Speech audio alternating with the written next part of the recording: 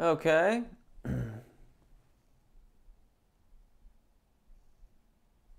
All right, I think I'm live. We'll find out in a second. My name is Jeff. Oh, that's a great start right there. Great. So YouTube's made some changes, and now you'll get to see me fumbling curiously with technology prior to actually figuring out how to start my live event this morning. Hopefully that wasn't too disturbing. I don't really want to see that in the background though now. Hey everybody. That's a great start right there. Hold on a second here. Okay, let's just do that. There we go, better. How to sing with power. Whoa, awesome. Hey, this is great. Thank you. Ronaldo, welcome. Altug, hey. JC's Radiant Ray, hello. Dr. Conning. Ooh, mate, long time no see. That's really cool. Oi, sorry, not ooh, oi. Welcome everybody. It's sort of humble beginnings to the live event. I wasn't aware that there were changes being made to how it all goes, but you'll see that. Anyways, welcome to this week's live event. My name is Jeff.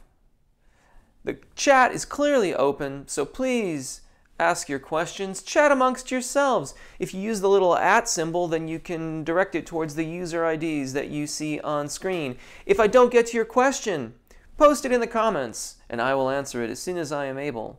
After the live event has ended. But we're just beginning, so please join the chat now. Right, how can I sing with power? If you want to sing with power, Yasmin, focus on alignment and resonance of your voice. Okay, power is a byproduct of a well-aligned and well-supported system. So if you have good airflow and good release of the vocal mechanism, then that vocal mechanism will cause the soft tissues and the resonant spaces in the oral cavity and the soft tissues of the oral cavity to resonate sympathetically, giving you power.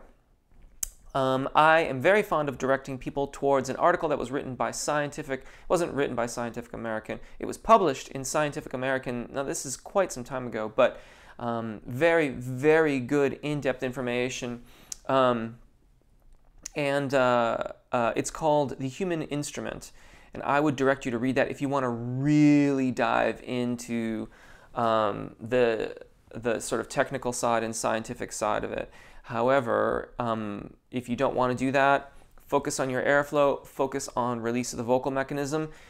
Release of the vocal mechanism is achieved by aligning your vowels. That brings us right back around to focus on your airflow. So airflow, alignment of vowels. Work your way out of the thyroarytenoid dominant singing voice into your cricothyroid dominant singing voice, or chest voice, thyroarytenoid, to head voice, cricothyroid. Jehovah's Thickness. Thank you. Very cool user ID.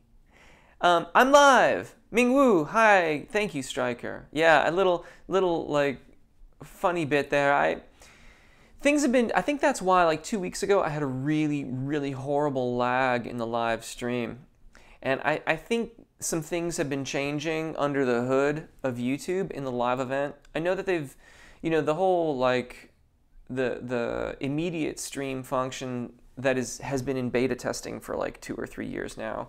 I think they'd probably like to move us all over to that area. But I really like scheduling these things when I remember to do it. And there has been some increased functionality to the live stream event planner, which has been really good. But this one this morning caught me by surprise. Pardon me. Dylan Klein Music, good morning to you. I skipped over that initially. Sorry about that. Good morning, Mingwu. Natasha, no, I don't think the time's going to change for me tomorrow. Maddie Hendricks, hello, Maddie. Dr. Koning, ha ha ha. Mike Ippolito, hey, Jeff, greetings from Fort Collins, Colorado. Greetings to you in Colorado. Welcome, welcome. I don't know that I recognize your user ID. If this is your first time joining us, welcome. Thank you for joining us. Please dive in. The chat is open. Mandy, hello, welcome. Altug, what is pharyngeal voice? Well, I haven't heard that specific coupling of words before. Pharyngeal singing often refers to resonance of the nasal pharynx. This is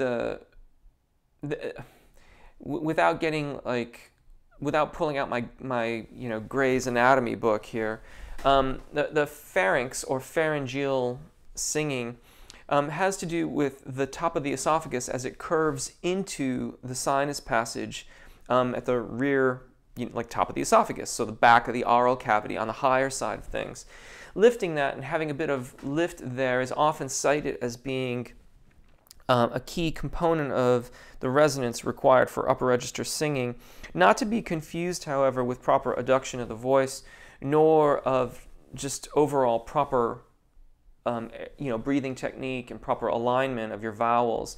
Accessing that is a crucial part of having the space for appropriate resonance, but in and of itself, it is not, that I am aware of, a mode of singing. So it is not actually an adjustment of the vocal folds, right? As opposed to like adduction where they're closed or abduction where they're separated, or the differences between thyroarytenoid dominant singing, where it's the thyroarytenoid muscles, chest voice, or cricothyroid, where the cricothyroid muscles are elongating the vocal fold, okay? Or into the falsetto range, where there's a slight abduction and dampening of the vocal fold. So it's more of space in the oral cavity that assists in cultivating appropriate resonance for the voice. Singwise, hello, welcome, welcome, welcome, welcome.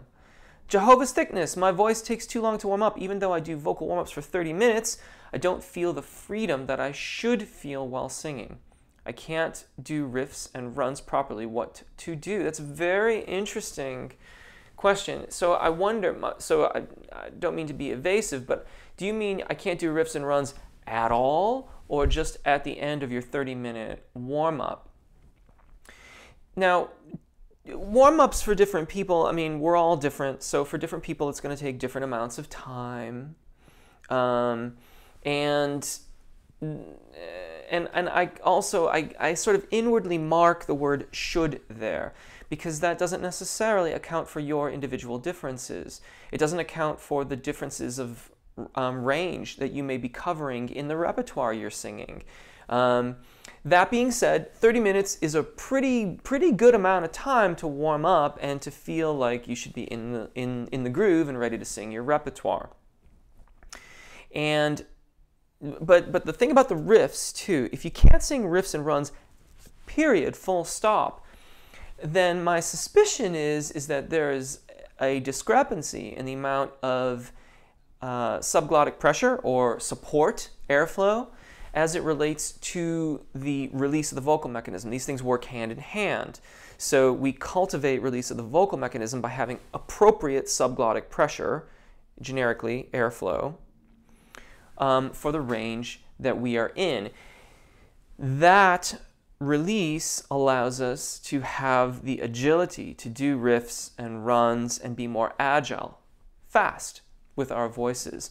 If we have too much weight on the voice, too much thyroarytenoid dominant activity, that's the chest voice muscles, and if too much of that heaviness is retained throughout even the range of our chest voice, much less the range of our upper register, cricothyroid dominant singing, then yeah, your ability to do riffs and runs is going to be highly compromised. As well, it's quite likely that upper register activity will be rather challenging too. So without hearing your voice, my first instinct is to have you assess the balance of your voice in the thyroarytenoid dominant range, your chest voice. How heavy is it? Do you have a very hyperglottic sound? Wee, wee, wee, where it's very, I mean, that's an exaggeration. I wouldn't expect you to sound exactly like that. But notice too, if you have a lot of glottal attacks when you have just a straight up vowel to start, E, E, E, that pop there, those are good indicators of imbalance. As you ascend into the zona de passaggio, do you go flat in pitch, or does it sound as if it's going flat? Again, this is an indication that there is a not entirely advantageous amount of weight on the thyroarytenoid musculature, the chest voice musculature. And when that gets resolved, I would suspect that your warm-ups will become more efficient. In other words, they'll get shorter if you wish them to. And your agility, riffs and runs, will get better too. Mandy at JC's Radiant Ray, Striker, retracted Jehovah's Thickness. Adding vibrato becomes a hell of a job too. These things go hand in hand. Agility and the cultivation of agility and cultivation of release of the vocal fold will lead you to a vibrato. The vibrato is the in the textbooks, you'll read that it's the naturally occurring oscillation between the air column and the vocal fold. I interpret that as meaning that when the subglottic pressure, the airflow below the epiglottis and hence below the vocal fold, airflow to keep things simple, right? When that upward pressure and the vocal fold are well aligned in that the vocal fold is receiving just the amount of airflow it requires and you are providing just the amount of airflow that the vocal fold requires. It's a bit of circular logic, but hopefully you get my meaning. Then they'll start to kind of oscillate. The release will start to kind of flow back and forth against one another. And therein comes out your vibrato. You can kind of simulate a vibrato by gross pitch manipulation, but that doesn't ultimately. In some cases, doing that can help to get a vocalist to hear the vibrato starting, but it doesn't necessarily lead you directly into a nice legato sung through looping kind of vibrato, which is typically sought after.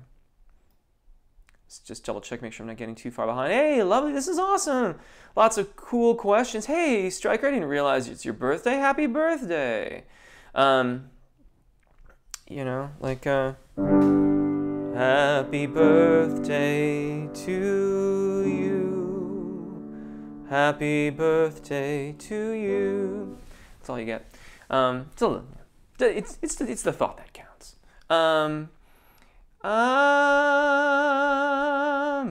Mandy made some vids this week with a friend of our rough practice. I'll post them in Sequencer. Please do. Thank you for reminding me of Sequencer.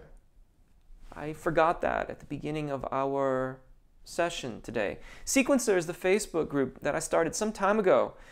Please join us. People post links. I chime in from time to time. You can listen to one another and do different things. And generally speaking, it is a very positive, affirming, and cool community, much like this chat. Altug, I find that as I ascend in pitch, differences in between vowels gets less and less. What are your sensations of vowels as you descend, ascend? Okay, so internal physical experience of phonation, what it feels like to sing, is largely subjective. So what you feel and what I feel may be entirely different.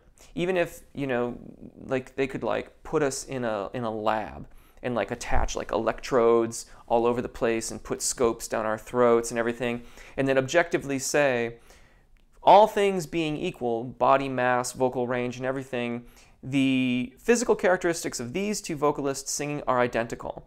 And you could say, well, that feels like I'm really squeezing it out, and I could say, well, that feels really free and open to me. So internal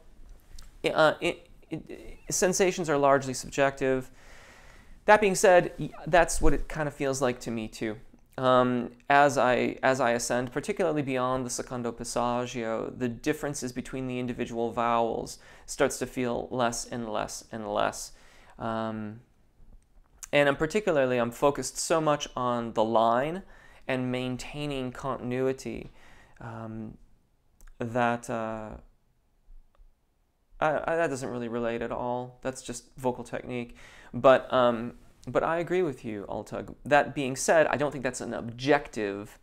That is not an objective means by which to necessarily instruct or relate those characteristics. Mandy, JC Radiant Ray at Natasha. Natasha, what is the difference between falsetto and head voice? Because, yes, yes. Well, thank you, Natasha. Great question. Okay. Head voice, cricothyroid dominant singing. The principal differences between these two ways of phonation or ways of singing is that in falsetto you have a partial abduction or separation of the vocal fold. And with cricothyroid dominant singing you have still adduction. So when you go into your cricothyroid dominant singing voice, the vocal fold remains adducted or touching throughout its length. What has occurred is that the cricothyroid muscles, posterior and anterior, at either end, I need to find my rubber band again, have elongated the vocal fold. In some circles, this is referred to as a laryngeal tilt, and what they're referring to is the hyoid cartilage, because that's really, the cricothyroid muscles, posterior, anterior, posterior. One is top and one is bottom. Anterior, I think, is the back.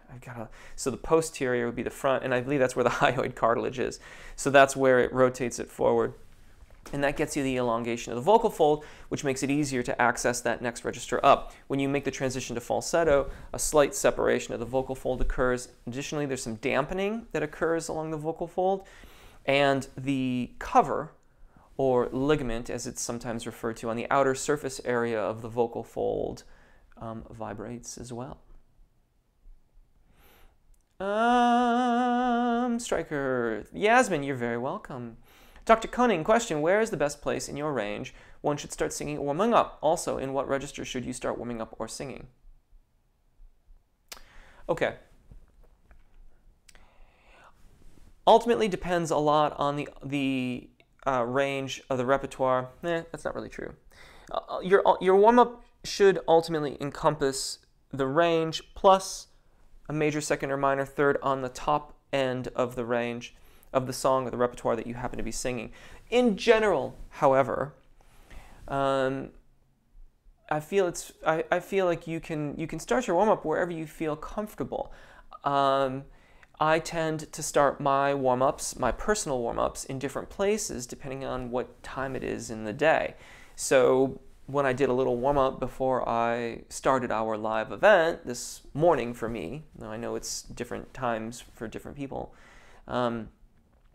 I'm like G3, F3, ascending to C4, D4, knocking the rust off this morning and getting things going. That's all I'm doing, just easing my way into using my voice to speak to you and to do examples as necessary and to get things going. That for me, that's a really nice place to start, and I tend to start there just out of habit. That being said, I don't feel like I have to later on in the day. Later on in the day, I might start a little higher up. Not for any particular reason, just because I happen to start there. I think it's important to listen to your body and listen to your voice very carefully. Try some that start in the narrowest, most comfortable range of your voice and see how it affects the length of your warm-up. See how it affects your repertoire, good, bad, or otherwise. Try it differently the next day.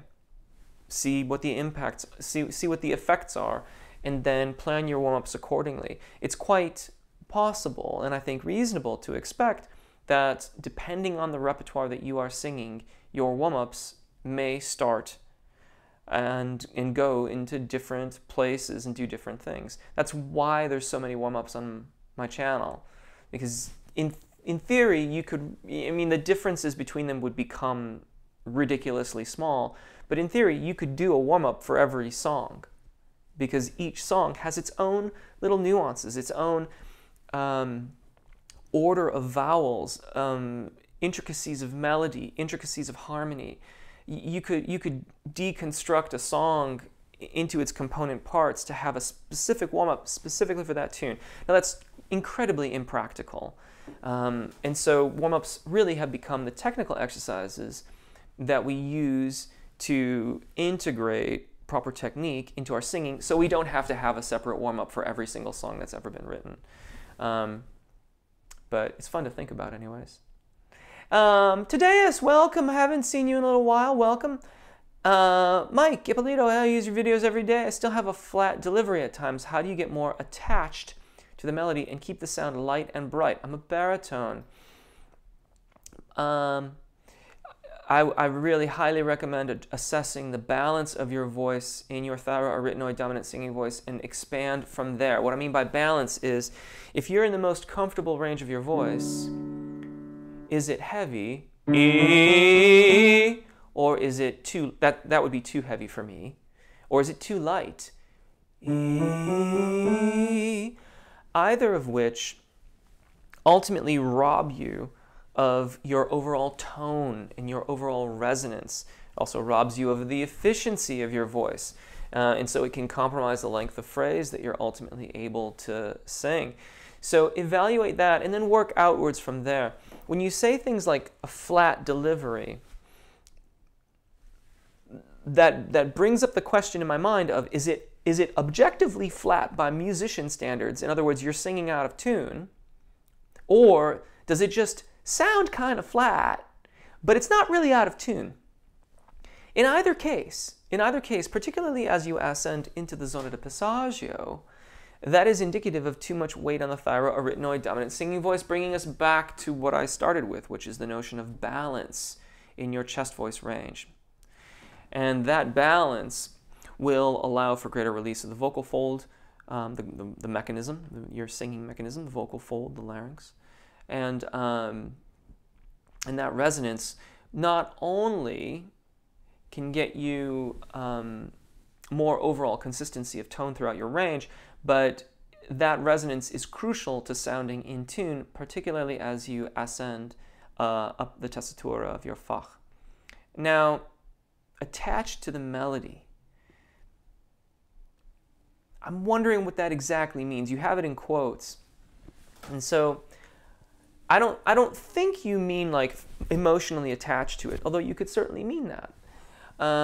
I suspect that what you mean by that is having the pitch of what has been written connected to the melody of the song, so that there's an integration. I don't know that I'm doing a terribly good job describing this, but what it makes me think about is this lesson I had ages and ages ago, where I said something kind of similar to the teacher who was giving a lesson to me. And his response was, you've got to amp up your rhythm. I said I wasn't connecting with my audience, and so I'm interpreting that similarly to what you mean by attached, like attached to the melody. That may not be right. In either case, though, attaching the melody to the lyrics, if that's what you mean, it can begin with an evaluation of how you are connecting from vowel to vowel to vowel. Strip away the consonants in your melody. Sing your melody only with vowels. If you have alignment, you're doing a good job. Continue on and let's evaluate rhythm. Evaluate the rhythm. How accurately are you interpreting the rhythm?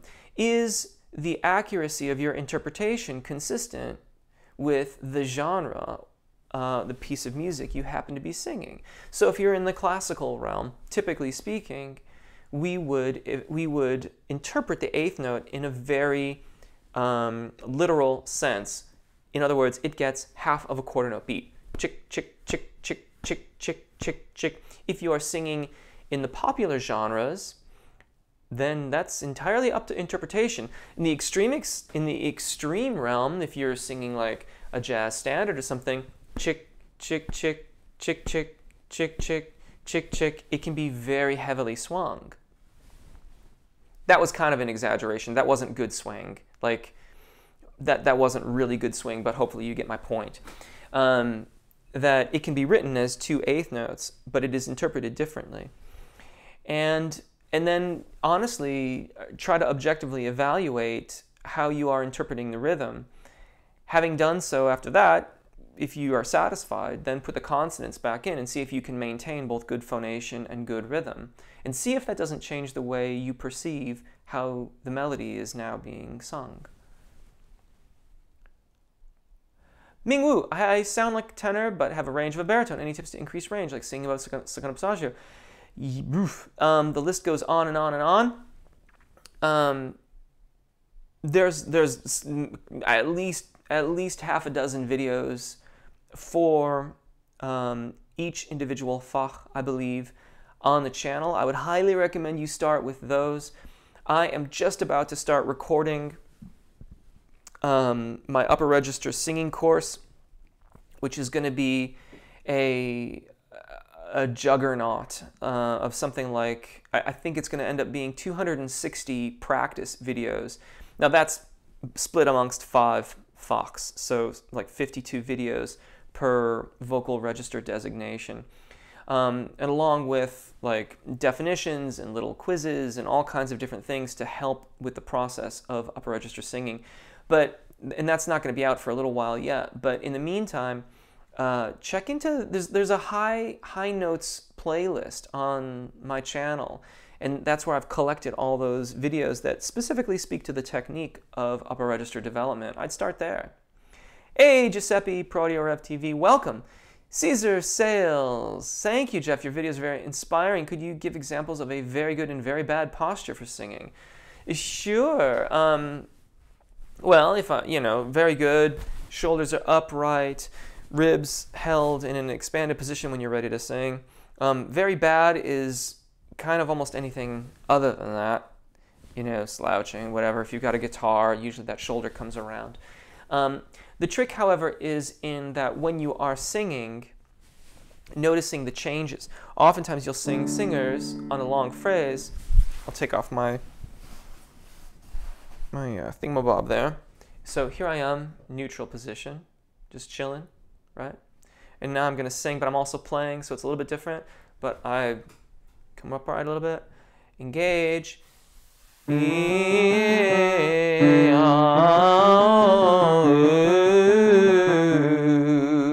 You have to resist the urge to collapse around the depletion of air. You have to lift from the abdominal muscles, inner and outer obliques, transverse abdominis, and rectus abdominis, in that order,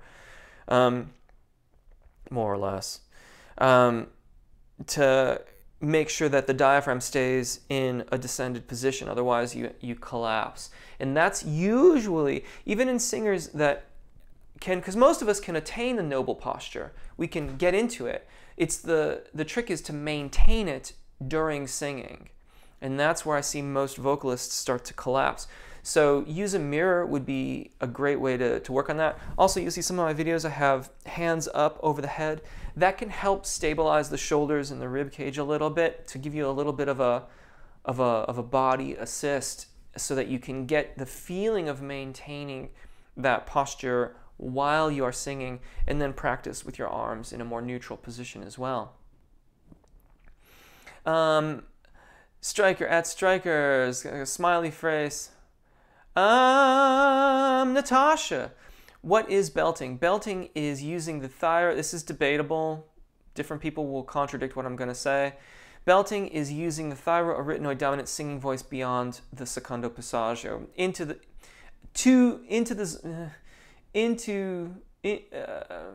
beyond the secondo passaggio. It's also referred to as entering the call of the voice.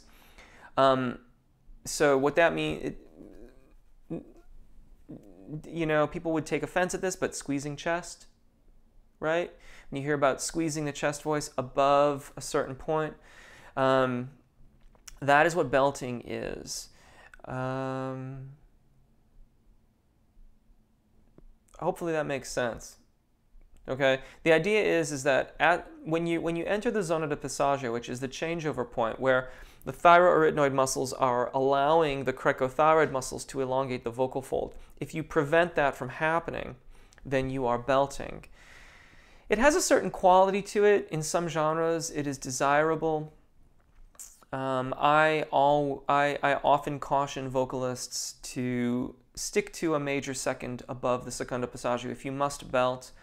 then use it as one of your tools, not the only tool. And I would personally recommend that you stick to not greater than a major second above the secondo passaggio in order to avoid long-term vocal fatigue. Mandy comments, I should get one of those office models of the throat to be able to show people mechanisms and muscles when you mention them. I'm visual, I would enjoy that. You know what, Mandy?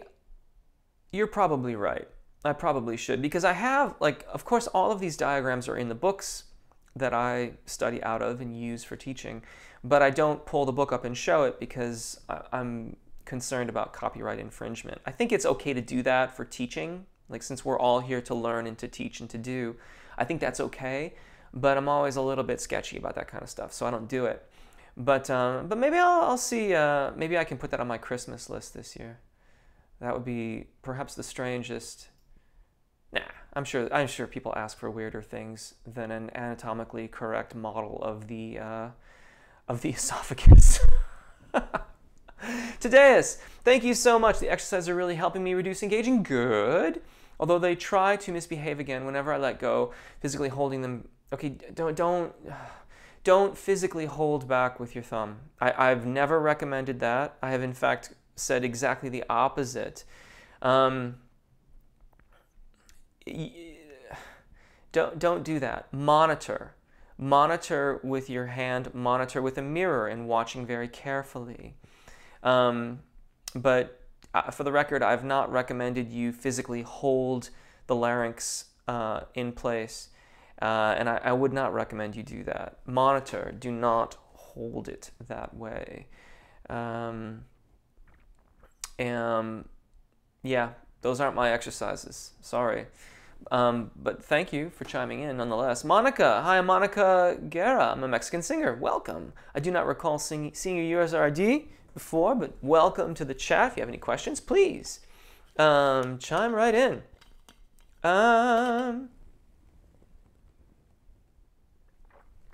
Ralph, hello. Jeff, thanks for the vids. You use them every day. Brilliant. Thank you. Thank you for watching. Thank you for watching. JC's Radiant Ray at Mandy. My birthday is coming up. That is very kind of you. That is very, very kind of you. Chikandi. How are you, Jeff? Is it possible to make my voice beautiful? Yes, I think so. I don't know where you're starting from. And it's possible that, I mean, I don't know anything about your voice, but most of us benefit from practice and using our voices under instruction. So, I've tried my best to make the videos in such a fashion that by doing the videos, and you've got to exercise some self-observation in order to make effective use of what's on the channel. But I've tried to build the videos in such a way as to kind of corral the vocalist into getting the vowels aligned and getting good air flowing over the vocal fold in a consistent fashion. And we all benefit from these practices. Yes, there is a small percentage of the human population that has either a physical impediment of some kind or in theory could be actually tone deaf. I've never met one of these people, but I have to concede that they exist. Having never heard you, I don't know if that is true for you or not. But that is a perishingly small percentage of the population. And assuming that you are not a part of that, then yes, the YouTube channel is here to help you try to make your voice beautiful, whatever that definition means to you, because beautiful, of course, is subjective as well. I hope you'll forgive my philosophical digressions, but I love thinking about these things, and I think that your definition of beautiful and my definition of beautiful can be utterly different, but no less beautiful for what they are. Mandy at Stryker, Dylan Klein, as you sing through your range, is it okay to ever so slightly tilt the head back when ascending and slightly tilt forward when descending? It feels good, but I know keeping the head static is right. Okay, not quite. Static isn't exactly quote-unquote right, especially if it's being held in an engaged, muscularly tense kind of capacity. That's not at all what we want to do. My fear here, Dylan Klein Music, is that you are kind of projecting with your head the direction of travel that you're doing, and that is muscle tension in a different way. So as you ascend, you're kind of projecting upwards and you're tensing, and then you're coming down. I would like to suggest that rather than do that, if you can nod your head in an arrhythmical fashion.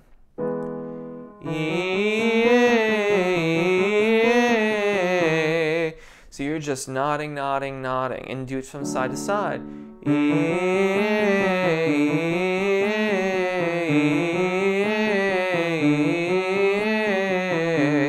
In as arrhythmical a capacity as you can.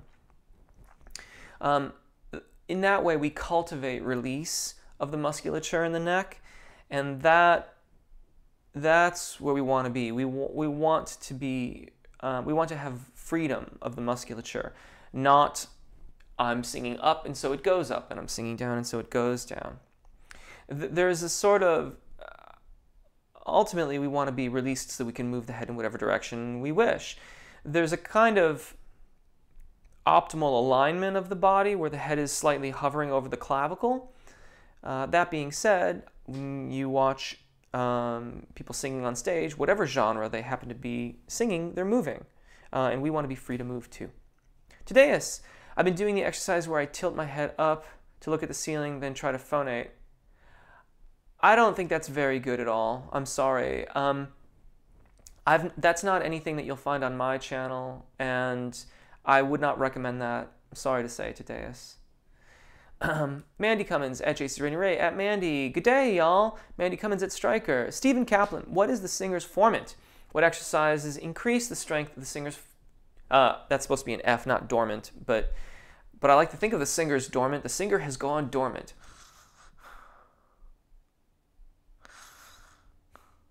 It is winter here in the Northern Hemisphere, and you know, it's grown cold. I could go dormant at any time. No. The singer's formant is a band of frequencies that, depending on the vocalist's Fach, varies from something like 2 kilohertz to 5 kilohertz. And what this is a brightness that is cultivated. It happens to be, it comes out of classical technique. If you look at the, if you could put an orchestra in its entirety on a spectrograph, which shows you frequency response across all the frequency spectrum, you would see that there's a dip right there between 2 and 5K in the way that an orchestra's sound is, the frequencies that it's comprised of. And so in classical technique, an emphasis of the singer's formant has become part of the technique in order to have projection. It happens to be also where it seems to capture the human ear's interest nonetheless. I don't know, that's a kind of a chicken and the egg philosophical discussion. We could have it another time. We'd have to also talk about the overtone series as well if we're going to do that, which I'm not going to get into right now. Anyways, for us, well, I'm kind of clipping. Hopefully I'm not like exploding out of your speakers over there.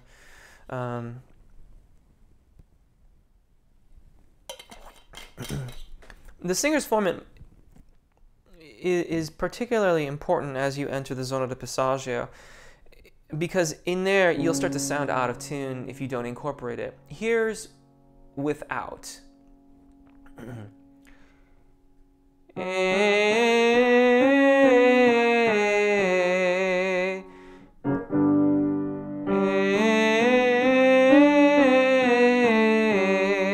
It's not bad, and it's in tune, but it lacks a certain brilliance.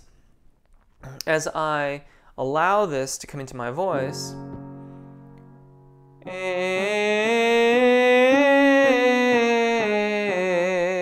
You get a much more even response.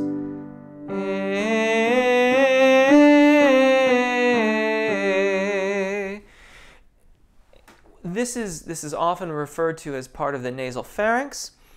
Again, feelings, internal physical descriptions of things are subjective, but I feel a pulling and lifting. Oftentimes, vocal instructors will talk about singing out the crown of the head when they're talking about incorporating pharyngeal resonance in the voice. Again, descriptions of those physical feelings is largely subjective. You may or may not feel like it's lifting out that way. Getting a sense of the height of it and how to incorporate it, if you can do the snorting, that'll give you a sense of how the soft palate musculature is engaged. You can feel the soft palate kind of lifting, and that will help to lift the sound into that pharyngeal area as well. Also, the inner smile technique, if you've ever heard about that, where people smile widely, that will also help you engage some of those muscles that will lift those tissues to be able to open up some of that space for resonance and incorporate that resonance into the sound of your voice. Striker, 8 April. Aries, like my husband. Mine is February 9th. Oh, we're talking about birthdays. Question for me, but forgotten. Jason's Rainy Ray. Dear Jeff, I met a man who said he used to sing tenor well years ago. He said his voice is completely gone now. Would he have to start learning all over again? I'm interested in your thoughts. Well, it depends on what his previous training was and what was going on at the time. I mean, if he was training well, then my feeling is that when he re-begins his training, those old neural pathways will start to kind of get reused again, and they'll start to get reinforced, and a lot of his previous training will come back. If some physical change, some great physical change has occurred that may impede that process, then it will impede the process. So let's say for the past 20 years now, this individual has had a job where they talk constantly in their job. Like there's just no stopping their talking. That's what they do, 9 to 5, 9 to 7, whatever it is, day after day after day. The wear and tear on their voice could mean that getting back into their singing practice may take some time, and they may need to seriously consider how they use their voice throughout their day. And there may be only very little that they can really do about that because it's their job. But I don't think that it's going to be starting all over necessarily, but it may take some time and patience. This is assuming that their training was very good and productive. If it wasn't, then basically I mean, like the list of possibilities is nearly endless as to what could occur. It could be frustrating. They may not find that they really get back to where they once thought they were, and I use the word thought rather carefully, unless they have recordings that they can objectively evaluate. Memory can be kind of fluid, and revisionist history it often leads us to remember things as being a little bit better than they once were. At Mandy, oh, he's going to feel like a heel as soon as he reads a little farther. I wonder if you're talking about me. At Striker, laughing out loud, Striker, it's nice to hear someone sing to me. Love that. Oh, that's nice, Striker. Of course.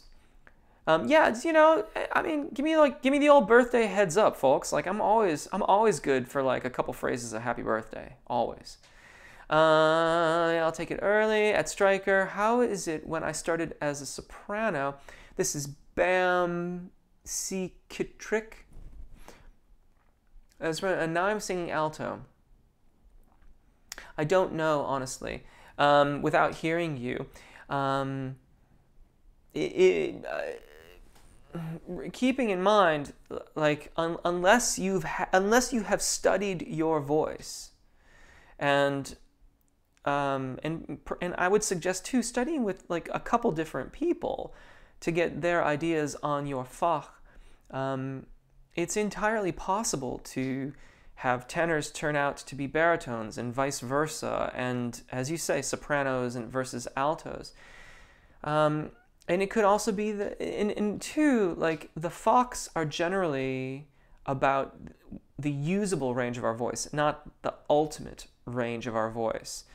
I take that back. I'm just thinking through the textbooks.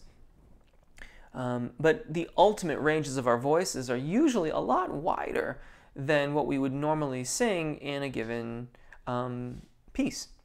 So hard to say without hearing you, but if you haven't studied your voice, if you haven't been evaluated by a professional singing instructor, then it may be just that you've misinterpreted your vocal fach for a while.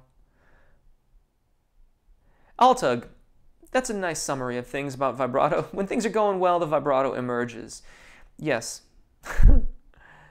I have not had a B-Day party in over 20 years. At Altug, mine comes more when I don't think about using vibrato. Yes, often the case. Chase Raiden Ray, that octave jump in Happy Birthday is usually at a tessitura I find challenging as soprano. Sopranos, are you with me? Sopranos, are you with her? Felucio, hello. Spell check.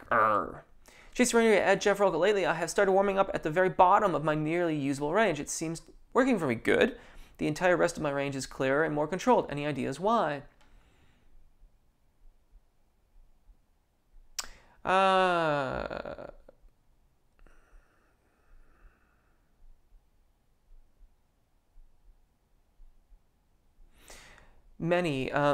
Several things come to mind. Philosophically, the mountain is defined by its sides, or its base, if you will.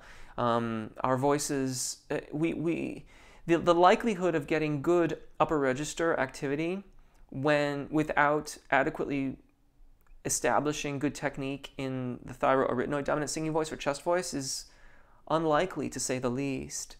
In the context of a warm-up, warming up the musculature, warming up the tissues, getting blood flowing more actively into that area is going to just energize the entire system.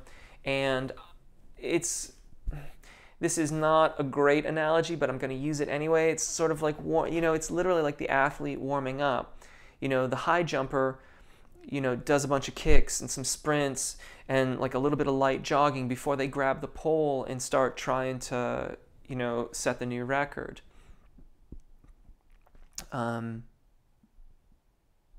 Yeah.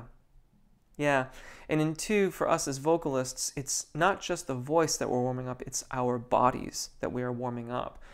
The big muscles, the large, percentage of musculature is in stabilizing and providing subglottic support, airflow, are those big muscles of the rectus abdominis muscles, the transverse abdominis, the inner and outer oblique muscles. Those are big sets of muscles.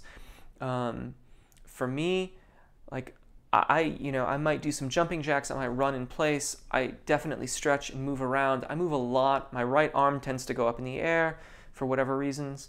All of those things, it's about warming up our entire body, not just our voice.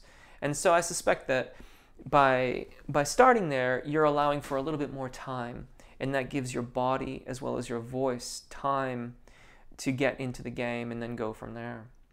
Well, Zo3, what do you suggest for a singer who is going through a voice change? Patience. Focus on your airflow and focus on the comfortable, usable range of your thyroarytenoid dominant singing voice, chest voice. And patience. Be kind to yourself. It's gonna take a little time.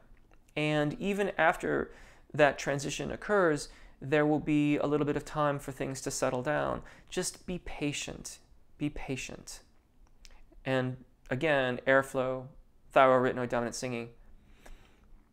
Sing-wise vocals. I find that in addition to time of day, voice type, and especially natural vocal weight, impacts how long it takes for us to warm up. I have a lyric instrument, and I don't require much warm-up time. I'm horribly behind, because I know that was directed at a comment from much earlier on, and that is an excellent point. Thank you very, very much for chiming in with that. For those of you who don't know Sing-Wise Vocals, a noteworthy instructor here on YouTube who has very kindly joined us this morning. Striker Kane at Wales03, Sing-Wise Vocals, I have to set up my instrument somewhat differently when I'm singing in different styles. Another excellent point, not from song to song, but from style to style. A very, very, very, very noteworthy point. I'm always quoting Wynton Marsalis when I come up on things such as this. But Wynton always talked about how it would take him 6 months to really transition from classical to jazz. From Sing-Wise Vocals, Catherine, if I remember correctly, and I hope that's okay to use your first name. I'm suspecting it's not taking you 6 months, that you're talking about from a gig to gig, but please correct me if I'm wrong about that. But that's a very, very good point too, and it makes perfect sense. Warming up based upon what we're singing is exactly what I'm talking about. Yeah. Striker Kane at Sing-Wise Vocals. Jason Renere at Sing-Wise Vocals. Striker Kane, I got a new scarf yesterday. Lovely. Lovely. What color are you rocking, Striker?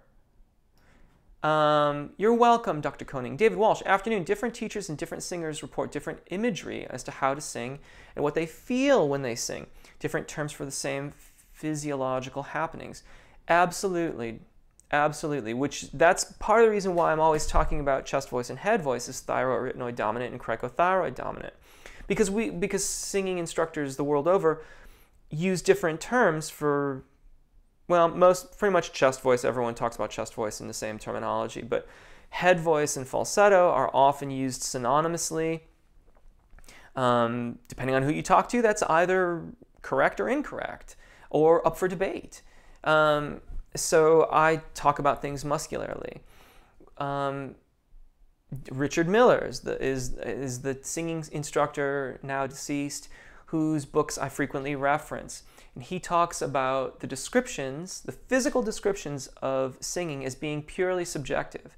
In other words, there is little to no objective value in that when you're talking about resonance, what you're actually talking about is tone. Okay, like, be that as it may, mental imagery of direction of the voice, I find can be helpful from time to time, but I find that it is very important to give great consideration to how the individual vocalist responds to said imagery that you choose to try to employ. And if your normal imagery that you might use is not working, that you be flexible and try to find other ways so that you can communicate what you're communicating to the vocalist and help them get the results that they're looking for. Striker, example of David Walsh. Thanks for all, Jeff Paul Nico Neo Estrada. You're welcome. Mike, you're welcome. I will evaluate my balance. I believe it's more of a consistent pitch thing than a rhythm thing. Appreciate the advice. Good day, sir. Thank you. Clapsy, hey, hello. Good afternoon, morning, day, night, all. Good morning, afternoon, night. We're almost out of time here, folks. If I don't get to your question, please post it in the comments so I can answer it when we're done. Good afternoon, morning, day, night. At Singwise, somebody once called belting as belt canto versus bel canto. Chili Cholo, what can you do to stay comfortable with your head voice while practicing? That's a very interesting question. What do you, can you be more, we're almost out of time. And I'm curious, and I'm way behind too. Yeah, I see that there's a lot of people, I'm not going to get to your questions. I wonder what you mean by that. If you mean physically comfortable or mentally comfortable, what is it that's uncomfortable about it?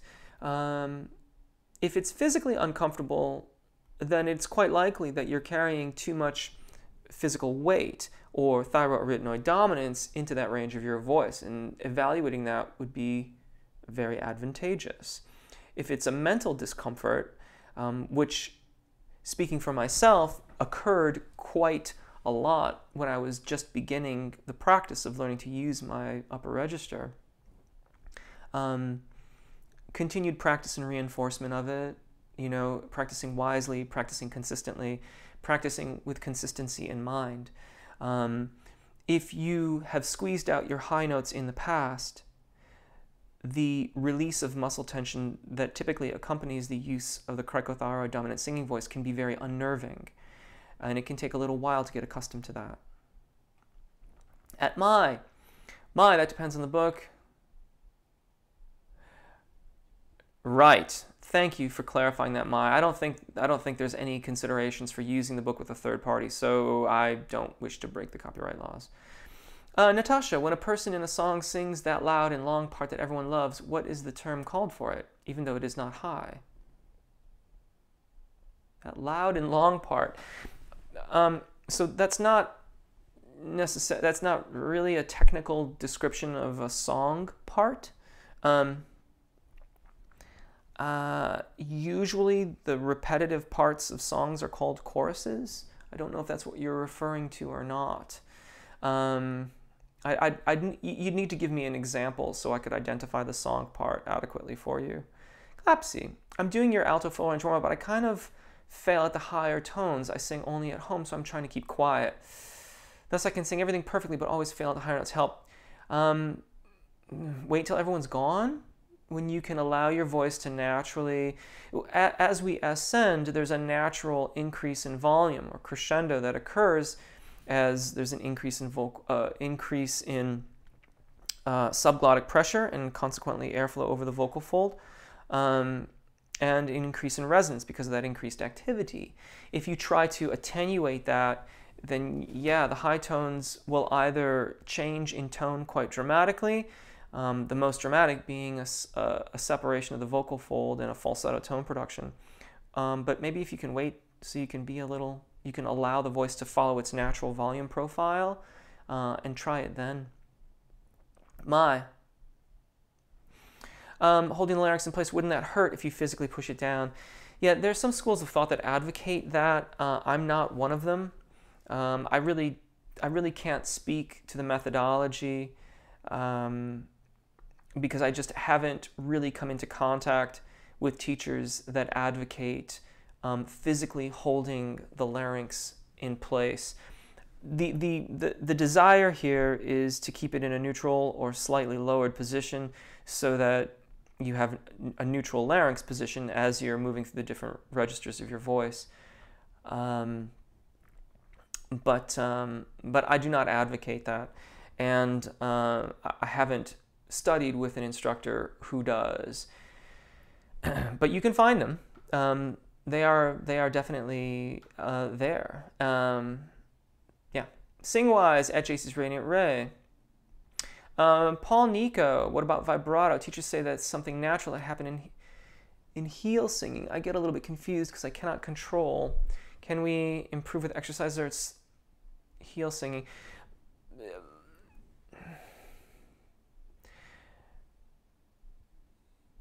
Vibrato, if you want your vibrato to naturally occur, focus on the balance of your voice, particularly in your chest voice range for starters, and then move outwards into the various ranges from there.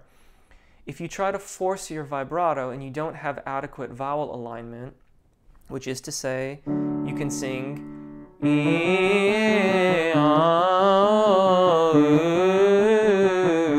and have the vowels sound in tone and intonation the same across those different vowels, then you need to evaluate airflow and balance, and your vibrato will emerge out of that practice.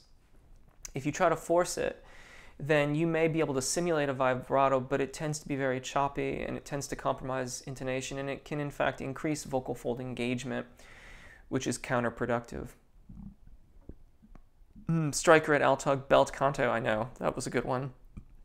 Alrighty, bro. Good afternoon from Dallas, Texas. Welcome. Welcome. I'm actually, I am about ready to wrap it up here. It's 11 a.m.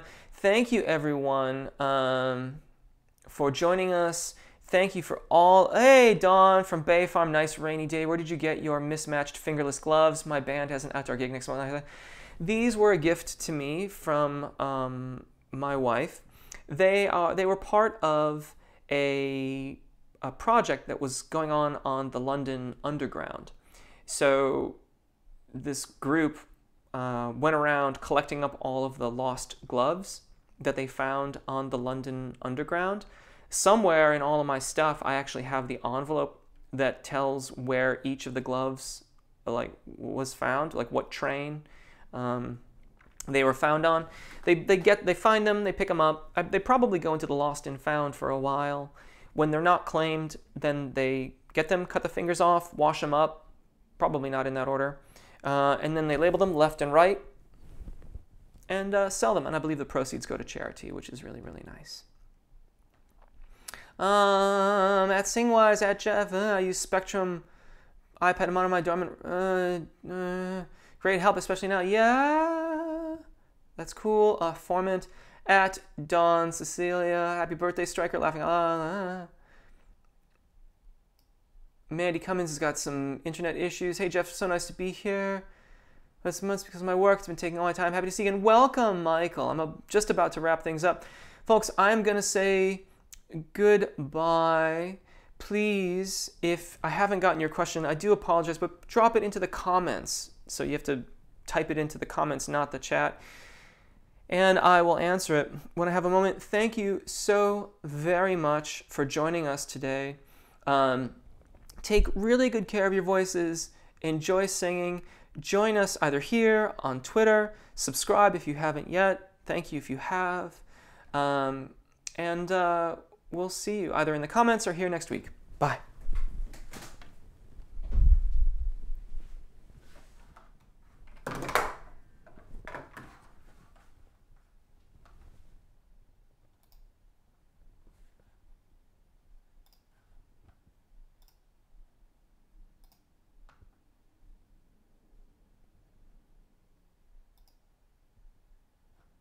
Comments are here next week.